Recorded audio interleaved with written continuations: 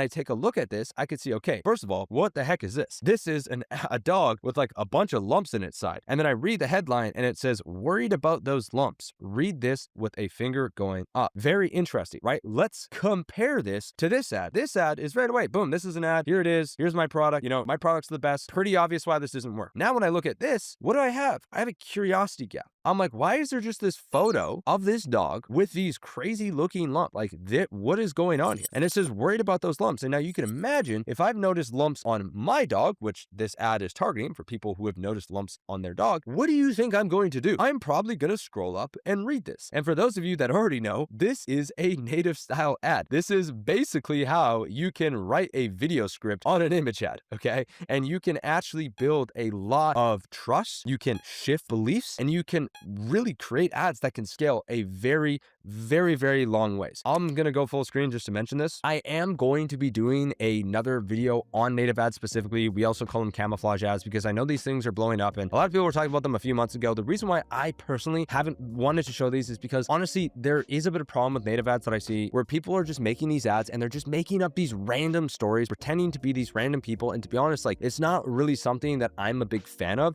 And so I'm actually going to be making a proper video that talks about like how to make native ads the right way. And most importantly, and I'll show you right now, native ads were actually originally just ads that were real reviews. Okay. And so if you actually take a look at a lot of these native ads that people have copied, they're actually just reviews from real customers, okay? But because ecom bros will be ecom bros and they work, a lot of people just make up random stories. Let's take a look at this, okay? First, they eat grass, then they lick their paws, then they slow down, then the lumps appear. It's not 4 separate problems, it's one immune system screaming for help. By the time you notice a lump growing, the immune damage is already well underway. This is the most preventable problem I see in my practice every single week. Dr. Sarah Martinez, DVM, okay? I'm about to share the research discovery that destroyed 22 years of veterinary confidence, but first I need to tell you why your vet keeps saying watch and wait, and it has nothing to do with laziness or ignorance. For 22 years straight, I said the exact same thing. So what you can see here, and again, I don't know if this is actually real. I'm hoping,